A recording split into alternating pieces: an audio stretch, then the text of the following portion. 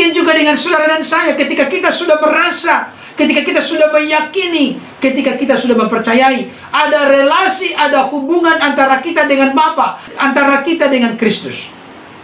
Maka mengasihi bukan sebuah keterpaksaan bagi kita, tapi sebuah kesukaan dan kesenangan bagi kita.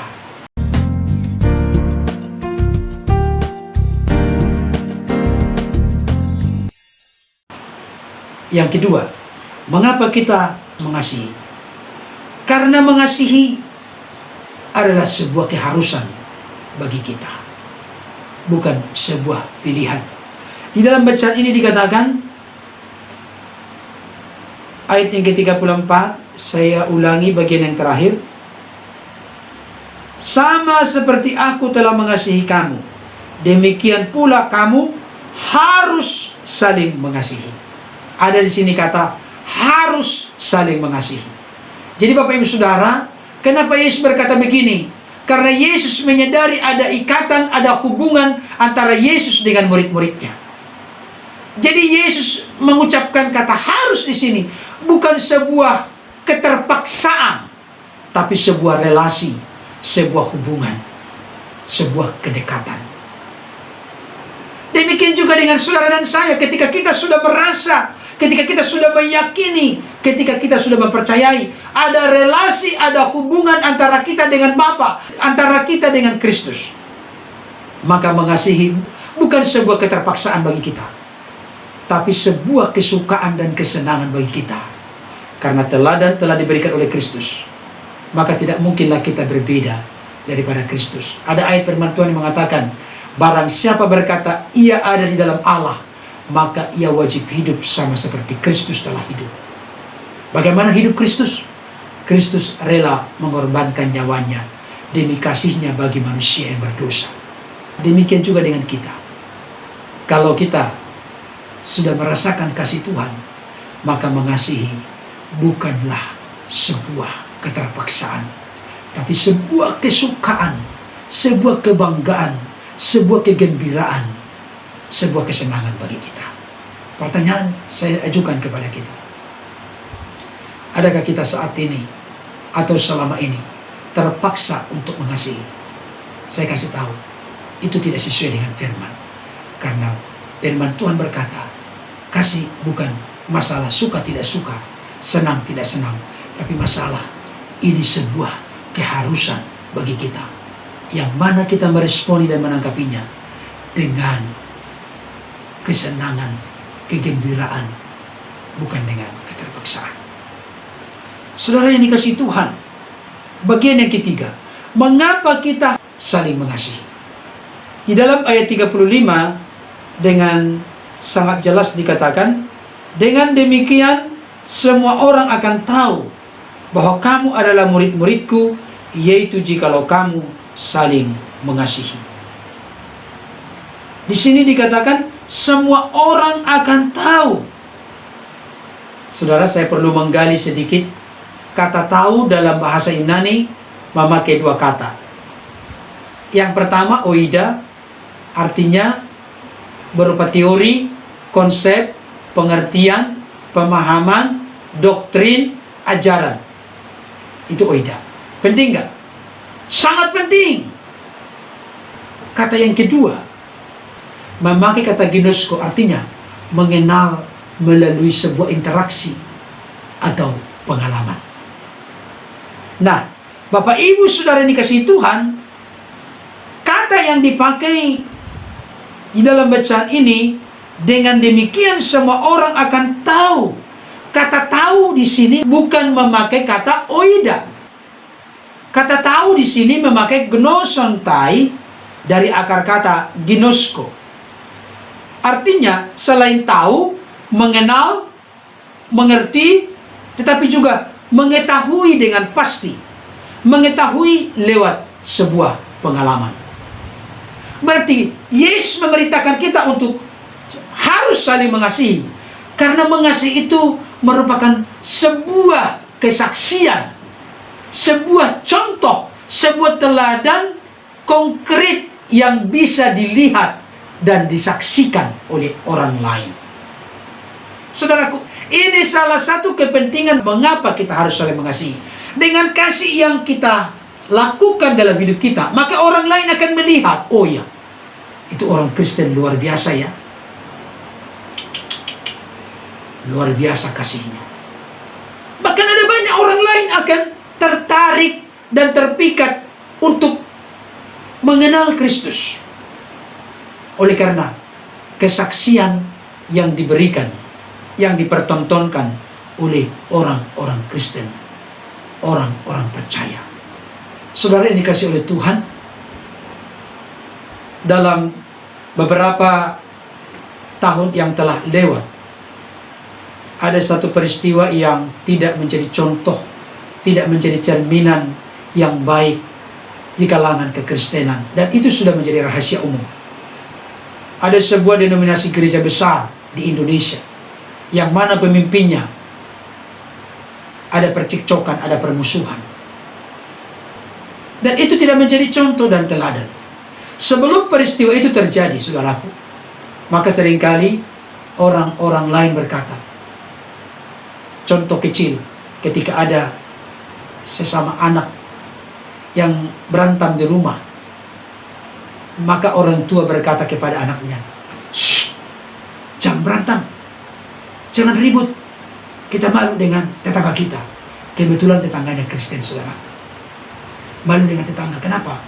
Berarti si bapak yang ngomong kepada anak, jangan berisik, jangan berantem, jangan ribut, kita malu dengan tetangga. Berarti tetangganya bisa menjadi contoh dan teladan. Itu sebelum peristiwa itu. Tapi setelah peristiwa itu, ada tetangga yang anaknya ribut. Sudah berbeda tanggapannya. Shh, kalian jangan ribut, jangan berisik. Kayak orang Kristen aja. Coba saudaraku, sangat memalukan. Berarti tidak bisa menjadi kesaksian. Saudara, kalau ada berantem, ada berselisih, ada percekcokan, ada perselisihan seorang terhadap yang lain, tapi mengaku ke orang Kristen, saya mau kasih tahu, kita bukan orang yang sempurna. Tapi acap kali itu menjadi warna kehidupan kita, menjadi sebuah kebiasaan tabiat bagi kita. Kalau itu yang terjadi, saya mau kasih tahu, kita sedang mempermalukan nama Kristus. Kita tidak sedang menjadi contoh. Padahal Yesus berkata dalam khotbah di bukit, kamu adalah terang dunia. Terang itu tidak berbicara, tapi otomatis ketika terang muncul, orang lain diterangi. Artinya apa? Yesus berkata, supaya lewat perbuatanmu, orang lain memuliakan Bapamu yang di sorga. Lewat contoh kehidupanmu, lewat kesaksian hidupmu, lewat teladan hidupmu, orang lain memuliakan Bapamu yang di sorga. Kita bisa menjadi contoh, kita bisa memberi kesaksian, kita bisa menjadi teladan. Oleh karena apa? Karena kita hidup saling mengasihi. Saudara yang dikasihi Tuhan, Mahatma Gandhi, salah seorang tokoh besar pemimpin di India pada masa lalu. Sampai matinya dia tidak pernah menjadi orang Kristen. Bukan karena dia tidak mengerti Injil, bahkan dia terinspirasi dengan khotbah Yesus di bukit. Kenapa dia tidak pernah menjadi orang Kristen? Tidak pernah masuk menjadi Kristen? Saya kasih tahu, bukan karena dia tidak meneladani pengajaran Yesus. Saya katakan tadi, dia terinspirasi dengan khotbah Yesus di bukit, terlebih dengan ucapan bahagia. Suatu ketika dia masuk ke dalam sebuah gereja yang notabene dia bukan kulit putih, dan gereja yang ditemui adalah gereja kulit putih. Maka orang-orang yang ada di pintu gereja kulit putih ini berkata, Tuan Gandhi mau kemana? Maka Gandhi pun menjawab, aku mau masuk ke gereja ini karena aku tahu Yesus ada di gereja ini. Apa kata orang yang ada di pintu gereja kulit putih? Mohon maaf tuanku, kami kulit putih, Anda kulit hitam, jadi Anda tidak bisa masuk ke dalam gereja ini. Saudara, sampai matinya Mahatma Gandhi tidak pernah lagi ke gereja. Bahkan dia tidak pernah menjadi orang Kristen. Dan dia menyimpulkan dalam sebuah artikel yang saya baca, aku kenal Kristusmu, tetapi aku tidak pernah melihat kelakuanmu seperti kelakuan yang telah diajarkan oleh Kristus. Saudara yang kasih oleh Tuhan, ini sesuatu hal yang sangat memprihatinkan. Kristen tidak bisa menjadi contoh, Kristen tidak bisa menjadi teladan. Maka sebetulnya bukan Injil yang ditolak oleh orang lain. Karena Injil itu apa? Injil itu kabar baik, kabar yang menggembirakan.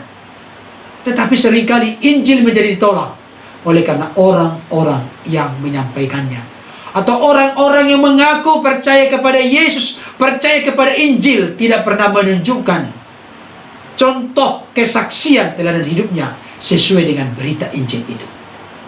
Ini merupakan sebuah introspeksi, ini merupakan sebuah evaluasi besar-besaran dalam tubuh kekristenan.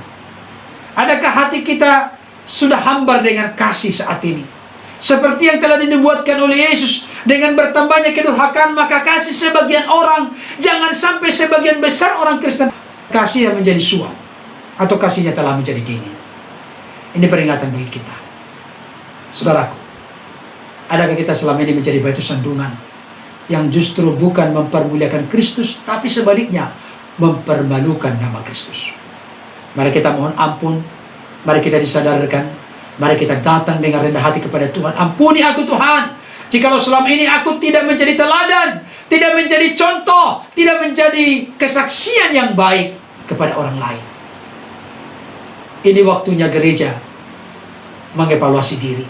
Ini waktunya kita orang-orang Kristen mengintrospeksi diri, supaya hidup kita sesuai dengan apa yang Tuhan kehendaki.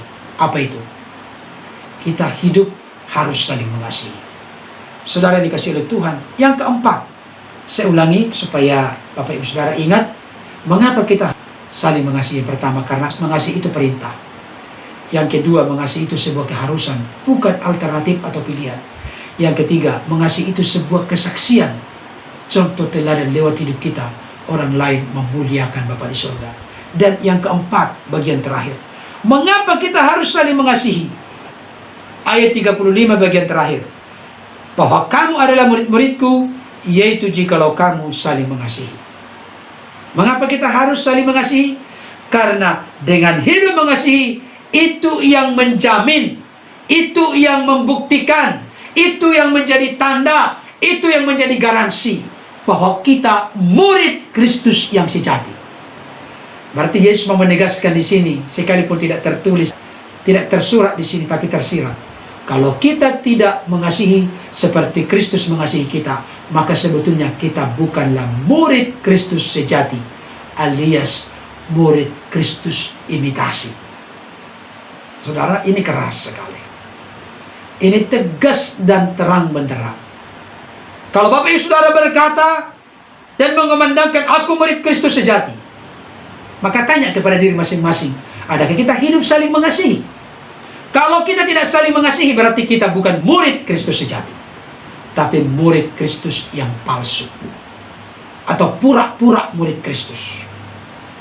Saudara-saudara yang dikasihi oleh Tuhan, mengapa kita harus saling mengasihi? Saya simpulkan, yang pertama, karena mengasihi adalah perintah Kristus. Yang kedua, karena mengasihi sebuah keharusan, bukan alternatif atau pilihan bagi kita.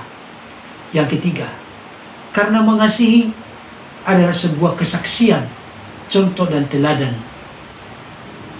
Yang keempat, karena mengasihi membuktikan kita murid Kristus sejati. Sudahkah keempat hal ini menjadi milik kita, saudaraku? Sudahkah keempat hal ini menjadi bagian yang tidak terpisahkan dalam hidup kita? Kalau Bapak Ibu Saudara menjawab, belum Pak Pendeta, janganlah menyerah, jangan kalah. Mari belajar terus. Mari kita terus makin dipulihkan dan disempurnakan, supaya ke depan hidup kita menjadi hidup yang memuliakan dan menyenangkan hati Bapa.